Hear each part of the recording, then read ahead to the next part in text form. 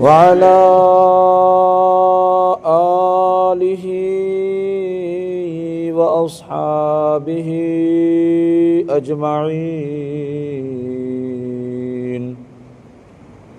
أما بعد فأعوذ بالله من الشيطان الرجيم. بسم الله الرحمن الرحيم.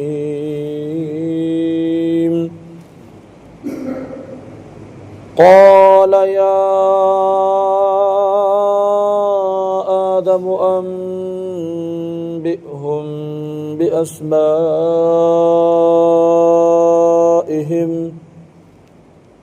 فلما أنبأهم بأسمائهم قال ألم أقل لكم إني أعلم غيب السماوات والأرض وأعلم ما تبدون وما كنتم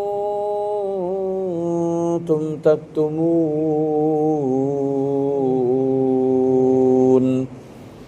صدق اللہ العظیم. آئیے مل کر درود پاک پڑھتے ہیں. الصلاۃ والسلام علیک یا رسول اللہ وعلی آلک واصحابک یا حبیب اللہ. الصلاۃ والسلام علیک یا نبی اللہ وعلی آلک واصحابک یا نور اللہ. نویت سنت الاعتکاف. پیارے پیارے اسلامی بھائیوں، اللہ پاک کلام مقدس میں ارشاد فرماتا ہے، پھر اللہ نے فرمایا اے آدم تم انہیں ان اشیاء کے نام بتا دو. تو جب حضرت سیدنا آدم علیہ السلام نے انہیں ان اشیاء کے نام بتا دیے تو اللہ نے فرمایا اے فرشتو کیا میں نے تمہیں نہ کہا تھا کہ میں آسمانوں اور زمین کی تمام چھپی چیزیں جانتا ہوں، اور میں جو کچھ تم ظاہر کرتے ہو اور جو کچھ تم چھپاتے ہو سب میرے علم میں ہے. فرشتوں نے جو بات ظاہر کی تھی وہ یہ تھی کہ انسان فساد انگیزی اور خونریزی کرے گا. جب اللہ پاک نے فرمایا زمین میں اپنا خلیفہ بنانے والا ہوں، تو فرشتوں نے اس وقت یہی کہا تھا کہ یہ فساد انگیزی اور زمین میں خونریزی کرنے والے ہیں، اور جو بات چھپائی تھی وہ یہ تھی کہ خلافت کے مستحق وہ خود ہیں. فرشتوں نے دل میں اپنے یہ چھپا کر کے رکھا تھا کہ اگر کوئی خلافت کا مستحق ہے تو وہ تو ہم ہیں، اور اللہ تعالی ان سے زیادہ علم و فضل والی کوئی مخلوق پیدا نہ فرمائے گا. ایسے ہی بھی معلوم ہوا کہ فرشتوں کے علوم و کمال میں زیادتی ہوتی ہے. اللہ فرماتا ہے وَإِذْ قُلْنَا لِلْمَلَائِكَةِ اسْجُدُوا لِآدَمَ فَسَجَدُوا إِلَّا إِبْلِيسَ أَبَى وَاسْتَكْبَرَ وَكَانَ مِنَ الْكَافِرِينَ. فرمایا اور یاد کرو جب ہم نے فرشتوں کو حکم دیا آدم کو سجدہ کرو، ابلیس کے علاوہ سب نے سجدہ کیا، اس نے انکار کیا اور تکبر کیا اور کافر ہو گیا. اللہ تعالیٰ نے حضرت آدم علیہ السلام کو تمام موجودات کا نمونہ اور عالم روحانی و جسمانی کا مجموعہ بنایا، اور فرشتوں کے لیے حصول کمالات کا وسیلہ بنایا. تو انہیں حکم فرمایا کہ حضرت آدم علیہ السلام کو سجدہ کرو، کیونکہ اس میں حضرت آدم علیہ السلام کی فضیلت کا اعتراف اور اپنے مقولہ اتجعل فیہا کی معذرت بھی ہے۔ بہرحال تمام فرشتوں کو سجدے کا حکم دیا گیا، ملائکہ، مقربین سمیت تمام فرشتوں نے سجدہ کیا، لیکن شیطان نے سجدہ کرنے سے انکار کر دیا۔ اس نے یہ جانا ہی نہیں حکم کس کا ہے،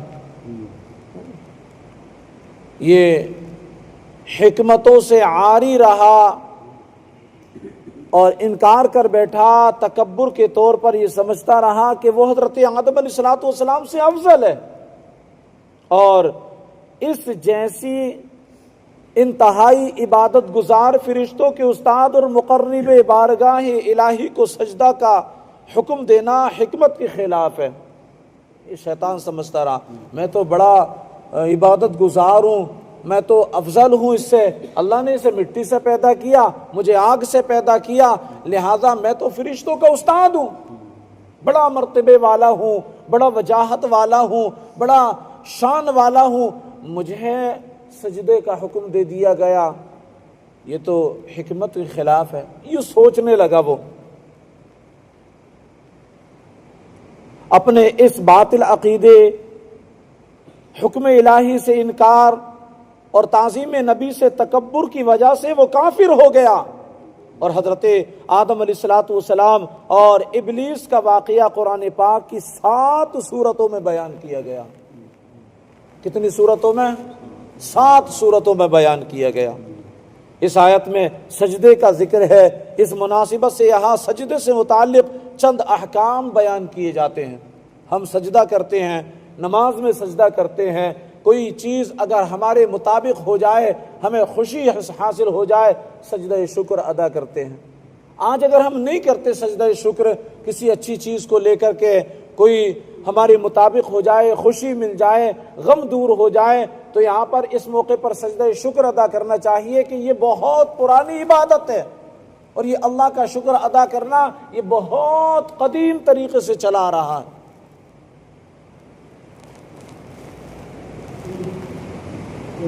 تو سجدہ شکر کے چند آداب یہاں بیان کیے گئے۔ نمبر 1، سجدے کی 2 قسمیں ہیں،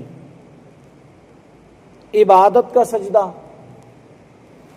عبادت کا سجدہ، دوسرا تعظیم کا سجدہ۔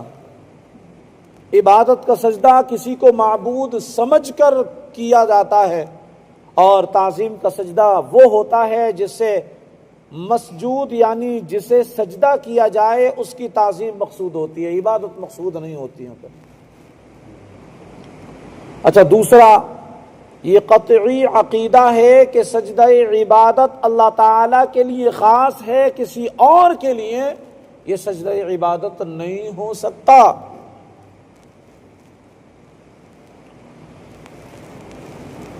اور نہ کسی شریعت میں کبھی جائز ہوا کسی دوسرے کو سجدہ کرنا، یہ بھی یاد رہے۔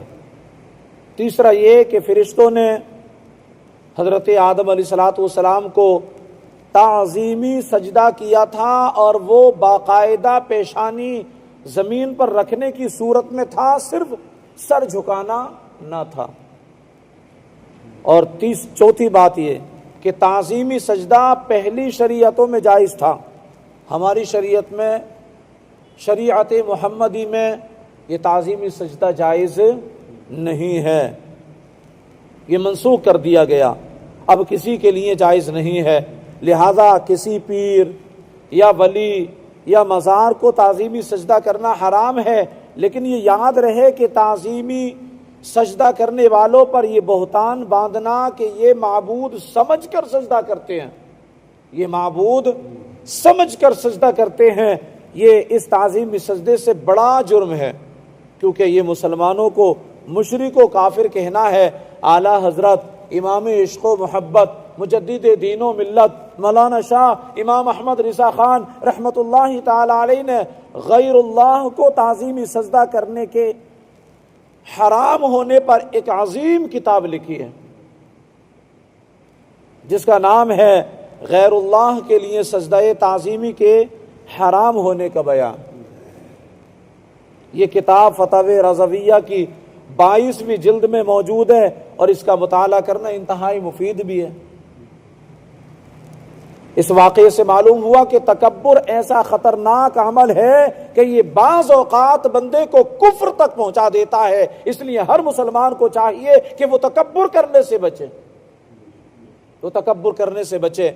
حضرت عبداللہ بن مسعود رضی اللہ تعالیٰ سے روایت ہے، میرے نبی پاک صلی اللہ علیہ وسلم نے ارشاد فرمایا، تکبر حق کی مخالفت کرنے اور لوگوں کو حقیر جاننے کا نام ہے، کہ جب بندہ تکبر کرتا ہے تو اپنے سامنے سب کو حقیر سمجھتا ہے، سب کو چھوٹا سمجھتا ہے، اور تکبر تو اللہ کی شان کے لائق ہے، بندوں کی شان کے لائق نہیں ہے۔ حضرت عبداللہ بن مسعود رضی اللہ تعالیٰ سے روایت ہے، حضور پاک صلی اللہ علیہ وسلم نے ارشاد فرمایا، تکبر سے بچتے رہو، کیونکہ اسی تکبر نے شیطان کو اس بات پر ابھارا تھا کہ وہ آدم علیہ السلام کو سجدہ نہ کرے، اور نہ کیا سجدہ، اور بارگاہ الہی سے مردود کر کے گلے میں لعنت کا طوق ڈال کر کے نکال دیا گیا۔ حضرت سلمہ بن اکوع رضی اللہ عنہ سے روایت ہے کہ حضور پاک صلی اللہ علیہ وسلم نے ارشاد فرمایا، آدمی دوسرے لوگوں کے مقابلے میں اپنی ذات کو بلند سمجھتا رہتا ہے، یہاں تک کہ اسے تکبر کرنے والوں میں لکھ دیا جاتا ہے، پھر اسے وہی عذاب پہنچے گا جو تکبر کرنے والوں کو پہنچتا ہے۔ تو ہمیں اس نحوست سے، اس بری بیماری سے اللہ محفوظ فرمائے، اور ہم سب کو مخلص بنائے، عبادت گزار بنائے اور فرما بردار بنائے۔ الحمدللہ رب العالمین، والصلاة والسلام علی سید الانبیاء والمرسلین۔ یا رب مصطفیٰ رسول کریم صلی اللہ علیہ وسلم کے واسطے ہمارے والدین کی، ساری امت مسلمہ کی مغفرت فرما۔ اے اللہ ہمیں نیک متقی پرہیزگار بنا دے، تقوی شعار بنا دے، رسول پاک صلی اللہ علیہ وسلم کی سنتوں کا عامل بنا دے۔ اے اللہ کلام مقدس کی تلاوت کی، اس کا ترجمہ بیان کیا، اس کا تفسیر بیان کی، مولا اسے اپنی بارگاہ میں شرف قبولیت عطا فرما۔ اے اللہ ہمیں قرآن کی پوری ہدایتیں اور برکتیں عطا فرما دے۔ اے اللہ قرآن کی فیوز و برکات سے مالا مال فرما دے۔ اے اللہ اس حلقے میں بیٹھنے کی برکت سے مولا ہماری جملہ پریشانیاں دور کر دے، آزمائشیں دور کر دے، بیماریاں دور کر دے، تنگ دستیاں دور کر دے، بے روزگاریاں دور کر دے، بے اولادیاں دور کر دے۔ اے اللہ ہم سب کو تیری رضا والے کاموں میں لگا دے، تیری ناراضگی والے کاموں سے بچا لے۔ مولا ہماری ان دعاؤں پر اپنے محبوب کریم رؤوف الرحیم صلی اللہ علیہ وسلم کے صدقے طفیل رحمت کی نظر فرما دے۔ سبحان ربک رب العزت عما یصفون وسلام علی المرسلین والحمد للہ رب العالمین۔ لا الہ الا اللہ محمد الرسول اللہ صلی اللہ علیہ وسلم۔